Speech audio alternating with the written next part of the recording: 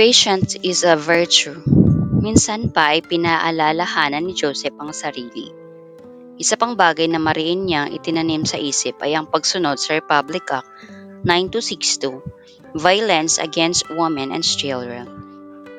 Wala pang tanghali nang dumating siya sa bahay nito.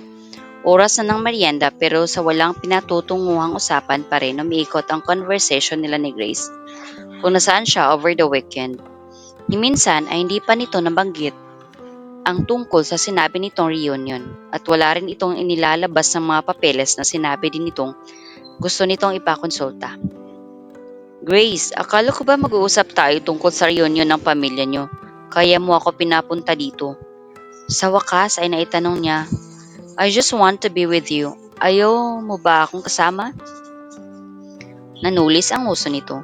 Sandali, kailangan ko lang maintindihan bakit parang ang laki-laki ng claim mo sa oras ko. Hindi ba halos hindi mo ako binigyan ng panahon the time na nasa Australia ka? Am I missing something here? I'm just thinking I'd like to make up for lost time and honestly thought you'd feel the same way. Nagkibit lang ito ng balikat, her eyes wide and innocent. Ganito ang idea mo ng making up for lost time? Makipag-away at makipag-discussionan ng walang patutunguhan? Hindi naman Namimilog ang singgit ng mga mata nito. Humingi siya ng malalim para kumalma. Saka siya tumayo para magpaalam dahil isang minuto pa ay mapipiko na talaga siya. I really need to get going. Maaga pa, Pips. Hinawakan niya nito ang kanyang kamay. Kailangan ko nang magpahinga. Mabilis siyang nagkagilap ng idadahilan at mariing binawi ang kamay. Sinabihan ako ni Dad to be on standby early tomorrow dahil hindi pa namin sure kung na-cancel ni Kuya Jared ang appointment niya. If not, I'm flying to Subic at 4 in the morning. Ganito lang, lumuwag ang hawak nito sa kanya. Kung di ka tuloy, samahan mo na lang ako. Gusto kong mag-shopping. Grace, sorry. Umiling siya. Nag-promise na ako kay Megan na isasama ko siya to see the planes and the hangar. Tomorrow would be the best time para sa aming dalawa kung di ako tuloy sa flight. Hindi yon totoo pero pwede niyang totohanin. Sino ba yung Megan na yan Wala ka nang sinabi kundi pangalan ng babaeng yan. Tumayo ito at namaywang sa harap niya. For a split second, nagtalim ang mga mata nito na ikinagulat niya. Pagkatapos ay parang nahimasmasan muli itong ngumiti. But it's just as well. Anyway, malapit na kami ikasal ni Mon. His hand stopped midway habang inaabot niya ang doorknob sa nadinig. Either nananaginip siya o natuluyan na ang pagiging tsezo ng kaharap. Kasal? Sino naman si Mon? Hinarap niya muli ang dalaga. My fiancé. Ipinakita nito sa kanyang suot na singsing. Kanina lang siya nag-propose and I accepted. Napataas ang kilay niya. Wala siyang kaalam-alam na may boyfriend ito. Let alone a fiancé kaya hindi niya alam kung ano ang sasagot. Pero sigurado siya sa nararamdaman ng saglit na iyon para siyang nabunutan ng tinik sa dibdib. May iba na itong sasandalan, hindi na siya maobligang pagbigyan ito tuwing may kailangan ito na kung ano-ano. Kung bakit ba kasi hindi siya marunong humindi. Congratulations, Grace! I wish you both every happiness. Sincere ang pagbati niya. Niyakapan niya ang dalaga at ginawaran ng halik sa pisngi pero inilihis nito ang muka para sa labi niya ito mahalikan. My getting married doesn't mean you can't have me anymore. She whispered against his lips and pressing her hips against his thighs. Iniiwas niya ang muka. Hinahawakan niya ang braso nito at marahang inilayo sa kanya. I'm sorry, Grace. Hindi ko na ito kayang gawin. Pinagtaasan siya nito ng kilay. Hindi naman niya kailangang malaman We'll be very discreet. Pinigilan niyang mapangiwi in disbelief sa naririnig. So, that's it. She's a nymphomaniac. Ako ang may problema doon, Grace, dahil ayokong maging bahagi ng harap-harapang bastusan kahit siya pa ang maghatid sa iyo sa akin. Inabot niya ang doorknob at pinihit iyon. I really have to go. Bye, Pips. Kumaway ito sa kanya mula sa bintana. I call you tomorrow na lang Pinaandar niya ang kotse at mabilis na marurot palayo. Time to end that phase in his life and begin the new one. Yung mas gusto niya at mas makapagpapasaya sa puso niya. Maaga pa maabutan pa niya si Megan sa opisina. So sorpresahin niya ito. Ilang oras nang nakatitig si Megan sa kawalan mula nang bumalik siya sa opisina mula sa pagla-lunch kasama si Luan, gumagana lang ang utak niya kapag may directly na kumakausap sa kanya. Otherwise, isip lang siya ng isip tungkol sa advice ng kaibigan. Ano ba naman kasi ang skills niya pagdating sa panguhuli ay close to zero.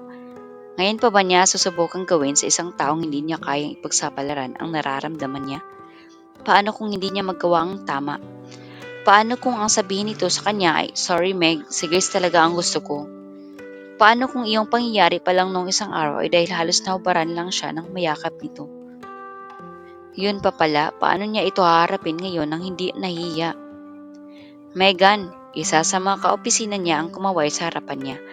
Ano bang nangyayari sa iyo, ha? Napaupo siya ng tuwid at tiningnan sa wakas ang nagtanong. Sorry, ano yon? Hanggang ngayon ba worried ka pa din doon sa nagkamaling airline booking? Hindi Leng, may iba lang ako iniisip. Distracted pa din ang ngiting iginawad niya rito. Napataas ang kilay ng kaharap. May kinalaban ba din yan? Yung gwapong mama na naghahanap sa iyo sa labas? Ha? Nanlaki ang mga mata niya at natatarantang na palingon sa lobby area. Pips! Ninenervyos na bulong niya. Parang gusto niyang magtago. Magkasakit kahit migraine lang please. Gusto niyang himatayin. Ngayon lang sila ulit nakita mula nung insidente nung isang umaga. As in that morning, hindi sila nagkatawagan mula noon pagkatapos ngayon, harap siya rito. Hey! Umalik ito sa pisngi niya nang hindi niya namamalay ang nakalapit na pala ito. Ay, Sot, baka kailangan mo ng driver. Coding ka today, di ba? Tumango lang siya. Pauwi ka na ba? Kung hindi pa, pwede naman kitang hintayin. Naupo ito sa upuan sa harap ng table niya. Kasi yung fax galing sa airline, hindi naman siya mag-iimbento ng excuse. May hinihintay lang talaga siya. Kung ano iyon, hindi niya lang maalala ng mabuti. Hoy, Megan! Sumingit sa usapan si Leng. Magsi-6 na. Kanina ka pa nga pwedeng umuwi eh. 6 na? Darn it. Para siyang parot. O, wali ka na. Pwede ka na daw umuwi. Nagsisimulang mangiti ang binata dahil nahalata na naman itong natataranta siya. Pips, walang food sa bahay. Hindi niya alam kung ano ang relevance ang sinabi niyang iyon. Di dumaan muna tayo sa grocery. I'll cook for you. Sige na. Iganiya siya nito palabas. Bye, Meg. Chorus na paalam ng mga office mates niya. Kaway lang ang nagawa niyang isagot. Matapos mag-grocery, minagtas na nila ang daan pauwi sa kanila. Nananatili siyang tahimik hindi magtagal napansin iyon ng binata. Okay ka lang ba? Bakit hindi ka nagsasalita? Ha? Napatingin siya rito at nakitang nakangiti ito sa kanya. Parang gusto naman niyang matunaw. Wala naman, inaantok lang ako. Inabot nito ang ulo niya para hagurin ang kanyang buhok. Kung gusto mong umidlip, sige lang, hindi naman ako maliligaw papunta sa inyo. No, sige, kwentuhan na lang kita. Naglitanya siya ng mga pangyayari maghapon hanggang makarating sila sa bahay niya. Diyan ka lang, sabi nito pagkapasok nila. Ako nang bahala, magmamagic lang ako sa kusina. Okay, she smiled at him. Naupo siya sa sopa, isinandal ang ulo at saka pumikit. Kinakabog pa rin siya. Sigurado siya na halata nito ang panik sa bawat kilos at pananalita niya kahit pa sinusubukan niyang kontrolin ang pangangatal. Okay, huminga ng malalim, hawag ng magpapanik. At least, hindi ito nagre-refer sa nangyari nang huli itong nasa bahay niya. Baka mahimatay na lang siya kapag nagkataon. Kailangan yata niyang mag-shower muna bago sakaling lumakas ang loob kapag mas mabango at presko na ang pakiramdam niya. Pips, sa taas lang ako ha, she called out. Mag-freshen up lang. Sure honey, sumilip ito sa may paanan ng hagdanan. Tamang-tama lang pagkatapos mo ready na ang dinner. Kumindat pa ito na muntik niyang ikahulog. Honey daw? Masayang pinagpatuloy ni Joseph ang pagluluto. Nai-imagine niya ang ganitong bahay or buhay kasama si Megan. Siya ang nasa kusina dahil siya ang malaman kumilos doon. Si Meg, well, pwede na siya sa nursery nag-aalaga ng kanilang anak habang naghihintay ng hapunan. Ang ganda-ganda siguro na magiging anak nila lalo kung babae at magmamana kay Meg ng kulot na buhok Mukha sigurong manyika. Teka sandali, pinaalalahanan niya ang sarili. Hinay-hinay lang, hindi mo pa nga girlfriend eh. Hindi ka pa rin umaamin sa kanya na mahal mo siya. Pero mababago na lahat iyon ngayong gabi. Pagkahango ng penny noodles na sinahugan niya ng crab, algae, and garlic with black olives, tinanggalan niya ang suot na apron, lumabas saglit sa kotse para kunin ang overnight bag na parating na roon for emergency such as this at nagtungo sa banyo para makapaghilamos na rin at magtanggal ang amoy ng ulam na dumikit sa kanya. That done, bumalik siya sa kusina para naman iset ang mesa. Parang ang tagal bumaba ni Meg.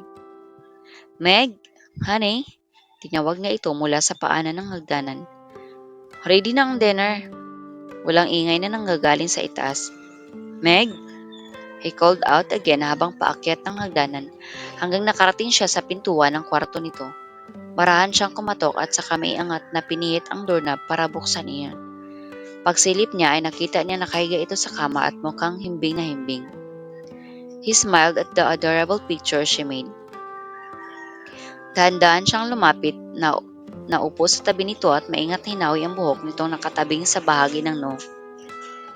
Kung nagkataong asawa niya ito, gigisingin niya ito ng halik at probably they would end up forgetting about dinner altogether. Ano na lang ang gagawin ko kung wala ka? She mumbled.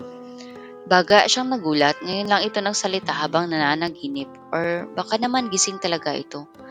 Well, my maid ka naman diba? Sagot niya. It's not the same. She sighed, nakapikit pa rin ang mga mata. Thank you, Peps. You're welcome. Tumukwang siya palapit sa mukha nito. Now, he was sure tulog nga ito, but all the same, pakiramdam niya sa sabog ang puso niya sa sobrang saya at pagmamahal dito. Masuyo na hinagkan ang mga labi nito.